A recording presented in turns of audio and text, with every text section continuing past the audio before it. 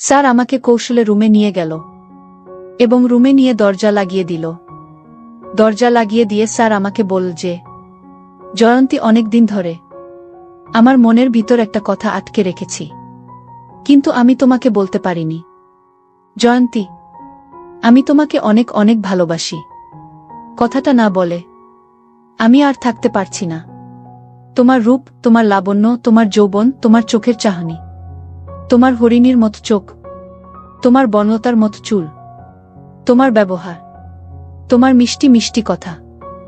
জয়ন্তী, আমি তোমার এইসব কিছুর মায়ে পড়ে গেছি।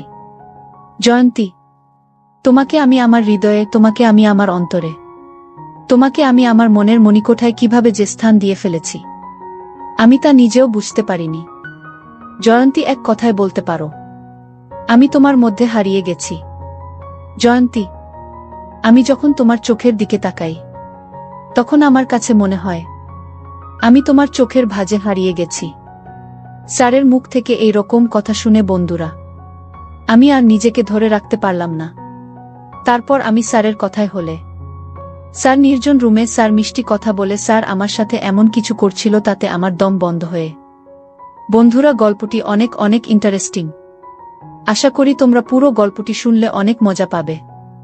তবে বন্ধুরা, তোমাদের নিকট আমার ছোট্ট একটি অনুরোধ, তোমরা দয়া করে আমার চ্যানেলটিকে সাবস্ক্রাইব করে আমাকে সাপোর্ট করবা। হ্যালো বন্ধুরা, আমি অনন্ত। আমি বাংলাদেশের ঢাকায় বসবাস করি। আমার বর্তমান বয়স 30। বন্ধুরা, আজকের গল্পটি আমার জীবনে বাস্তব একটি গল্প। তখন আমার 20 কিংবা 21। পাবলিক বিশ্ববিদ্যালয়ের নতুন একজন ছাত্র। ভাবছি আমার বাবার পারিবারিক অবস্থা ভালো না, নিশ্চয় আমাকে একটা কিছু করতে হবে। ভাবতে ভাবতে আমার এক বন্ধুর নাম সৌরভ, তাকে ফোন দিলাম। বললাম, সৌরভ বন্ধু, দেখতে দেখতে তো ইন্টারমিডিয়েট পরীক্ষা দিয়ে বিশ্ববিদ্যালয়ে চান্স পেয়ে ভর্তি হয়ে গেলাম। তুই তো জানোস আমার বাবার পারিবারিক অবস্থা খুব একটা বেশি ভালো না। বাবা আমাকে পড়ালেখার খরচ দিতে অনেক হিমশিম খাচ্ছে। আমার বাবা সামান্য একজন দোকানদার। আমার বাবার উপর আমরা পুরো পরিবার। বাবা আমাদের পড়ালেখার খরচ দিতে অনেক কষ্ট হয়। এখন বন্ধু, আমি একটা চাকরি অথবা অন্য কিছু করে যদি আমার খরচটা চালাইতে পারতাম তাহলে আমার ক্ষেত্রে খুব উপকার হতো। কি করা যায় বন্ধু? একটা উপদেশ অথবা একটা পরামর্শ দাও। আমার কথা শুনে আমার বন্ধু সৌরভ কিছুক্ষণ ভাবল। ভাবার পরে বলল, অনন্ত, এই মুহূর্তে আমার কাছে কোনো কিছু নেই। Part time job, full time job অথবা আদার্স কিছু, কিন্তু একটা অপশন আমার কাছে আছে। সেটা হচ্ছে তুই যদি একটা টিউশনি ধরস তাহলে তোর পড়ালেখার খরচ সবকিছু হয়ে যাবে। আর আমার জানা মতে একটা ভালো ফ্যামিলি আছে। সম্পর্কে আমার চাচি লাগে। চাচির মেয়ের জন্য একজন প্রাইভেট শিক্ষক খুঁজছেন। আজকে সকালেও চাচি আমাকে বলেছিল, সৌরভ, আমার মেয়ের জন্য একটা ভালো প্রাইভেট শিক্ষক দেইকো তো বাবা। আমি বললাম, ঠিক আছে চাচি, আমি দেখব নে। আর তুই আমার বন্ধু মানুষ, তোর যে মেধা, তোর যে রেজাল্ট, সবকিছু দেখলেই আমার মনে হয় চাচি তোকে তার মেয়ের জন্য প্রাইভেট শিক্ষক হিসেবে নিযোগ দিতে দ্বিধাবোধ করবে না। আমি আমার বন্ধু সৌরভকে বললাম, বন্ধু, যদি তোর মনে হয় সেখানে প্রাইভেট পড়ালে আমাকে মোটামুটি ভালো একটা অ্যামাউন্ট দিবে, যা দিয়ে আমার পড়ালেখার খরচ চলবে, তাহলে আমি তোর প্রস্তাবে রাজি। তারপর বন্ধুরা, আমার বন্ধু সৌরভ তার চাচির কাছে আমার ব্যাপারটা বললে। তার চাচি আমাকে দেখতে চায়। তারপর বন্ধুরা, আমি তার চাচির কাছে আমার বন্ধু সৌরভের সহযোগিতায় গেলাম। তার চাচি আমাকে দেখে, আমার রেজাল্ট দেখে খুব পছন্দ হলো এবং তার মেয়ের জন্য প্রাইভেট শিক্ষক হিসেবে আমাকে নিযোগ করল। পরের দিন থেকে আমি প্রাইভেটে প্রথম দিন যখন গেলাম তখন আমার বন্ধুর চাচাতো বোনকে দেখে আমি ফিট খেয়ে গেলাম। এত সুন্দর মেয়ে আমার জীবনে কখনো দেখি নাই। পুরো ইন্ডিয়ান নায়িকা, স্মার্ট স্লিম বডি, একদম ফর্সা চেহারা। চোখগুলো আমার কাছে মনে হয়েছিল যেন ফুটল চেরা আঁকি। মাথার চুলগুলো আমার কাছে মনে হয়েছিল যেন বনলতা সেনের মত। অবাক দৃষ্টিতে তার দিকে কিছুক্ষণ তাকিয়ে থেকে আমি জিজ্ঞেস করলাম, কি নাম তোমার? সে উত্তর দিল, স্যার আমার নাম জয়ন্তী। আমি বললাম, বা জয়ন্তী, তোমার নামটা তো অনেক সুন্দর। তোমার নামটা যেমন সুন্দর, তুমিও এমন সুন্দর। জয়ন্তী আমার কথা শুনে একটা মুচকি হাসি বলল, স্যার আপনি অনেক রসিক মানুষ, আপনি অনেক মজার মানুষ। আমি বললাম, জয়ন্তী কিভাবে বুঝলা যে আমি অনেক রসিক মানুষ, আমি অনেক মজার মানুষ? জয়ন্তী বলল, স্যার আমি অষ্টম শ্রেণীর ছাত্রী, আমার বয়স মোটামুটি কম না, তারপরও আমার ভেড়ে ওঠা, আমার বর হয়ে ওঠা সবকিছুই আধুনিক পরিবারে। আমি বুঝি স্যার, একটা মানুষ কিভাবে কথা বললে আমার কাছে মনে হয় সেই মানুষটা রসিক। সেই দিক থেকে স্যার আপনি রসিক মানুষের অন্তর্ভুক্ত। অষ্টম শ্রেণীতে পড়ুয়া একটা ছাত্রীর কথা শুনে আমার মাথা ঘুরে গেল। একটা ছাত্রী এত বিচক্ষণ শক্তি দিয়ে রসিক মানুষ বের করতে পারে, আমার জানা ছিল না। যাই হোক বন্ধুরা, অবশেষে পরিচয় পর্ব শেষ করে আমি আমার ছাত্রী জয়ন্তীকে প্রাইভেট পড়াতে শুরু করলাম। সেদিন ছিল প্রথম দিন। প্রথম দিন থেকেই বুঝতে পেরেছিলাম তার মেধা অত্যন্ত প্রকট, যে কারণেই তাকে প্রাইভেট পড়ানোর আগ্রহ আমার আরও বেড়ে যায়। কারণ মেধাবী ছাত্রছাত্রীদেরকে প্রাইভেট পড়াতে যে কোনো শিক্ষকেরই আগ্রহ অনেক বেশি থাকে। আমার ক্ষেত্রেও সেরকমই হয়েছিল। আর অন্যদিকে আমার ছাত্রী জয়ন্তী অত্যন্ত সুন্দরী, লাবণ্যময়ী এবং কি মিষ্টভাবী ছিল, যার কারণে আমি তার প্রতি প্রথমে কিছুটা দুর্বল হয়ে যায়। আমি জানি, যদিও তাকে কোনোদিন পাব না, কারণ তার ফ্যামিলি আর আমার ফ্যামিলি কখনো কোনোদিন ম্যাচ হবে না। এভাবে দেখতে দেখতে আমি তাকে প্রায় 2 থেকে 3 মাস প্রাইভেট পড়ালাম। সেও আমার প্রাইভেট পড়ানোর কৌশল থেকে অনেক খুশি। প্রথমত আমাদের মধ্যে খারাপ কোনো কিছুই ছিল না, কিন্তু দুজন দুজনের প্রতি আস্তে আস্তে কিভাবে যে দুর্বল হয়ে যাচ্ছিলাম তা বুঝতেই পারছিলাম না। সে আমার দিকে পড়ার ফাঁকে ফাঁকে মাঝে মধ্যে কেমন জানি এক অদ্ভুত দৃষ্টিতে তাকিয়ে থাকত। আমিও মাঝে পড়ানোর সময় তার প্রতি অন্যরকম দৃষ্টিতে তাকিয়ে থাকতাম, কিন্তু কেউ কখনো কারো মনের কথা প্রকাশ করতে পারতাম না। এভাবেই চলতে চলতে প্রায় 3 থেকে 4 মাস চলে গেল।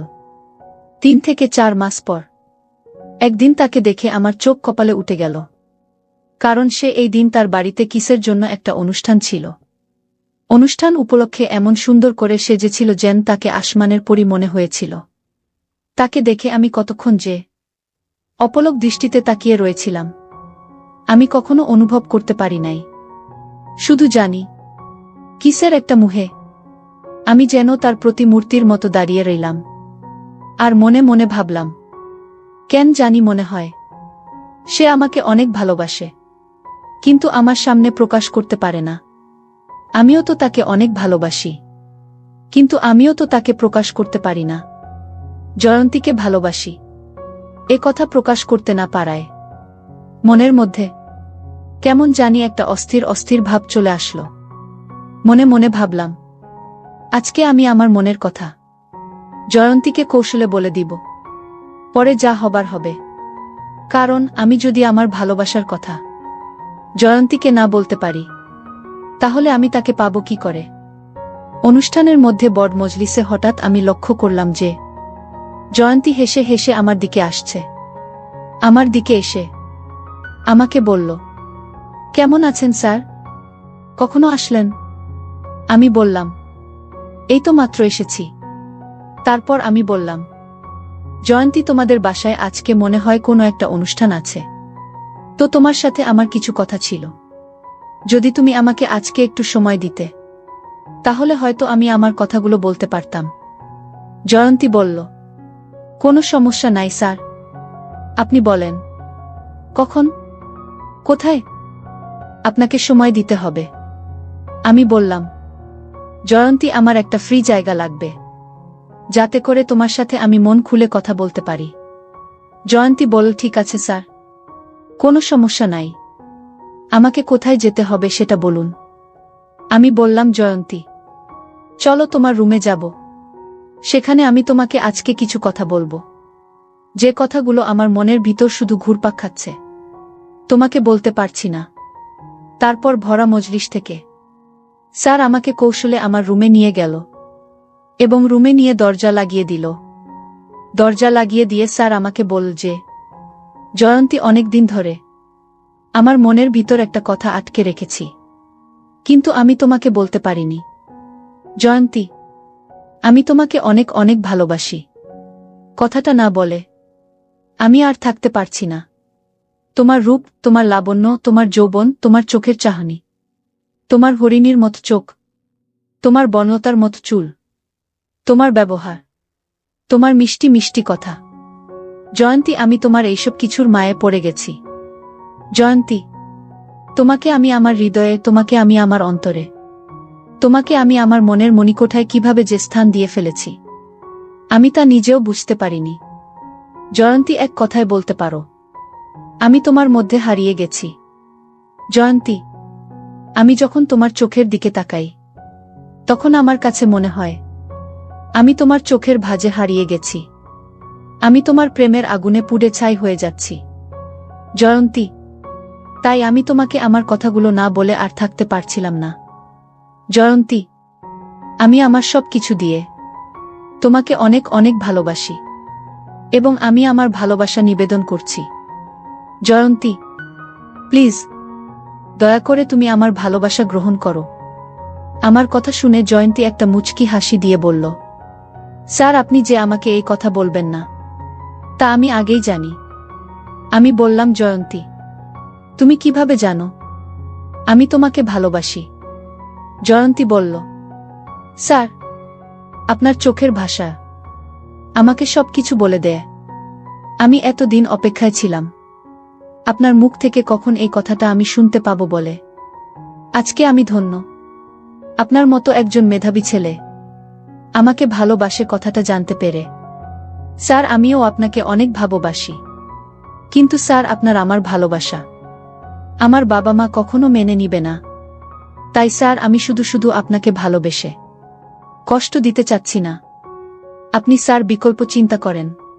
আমি বললাম, জয়ন্তী, ভালোবাসা মানুষের জীবনে একবারই আসে, আর তুমি সে আমার প্রথম ভালোবাসা। তোমাকে না পেলে হয়তো আমার অবস্থা খুব খারাপ হয়ে যাবে।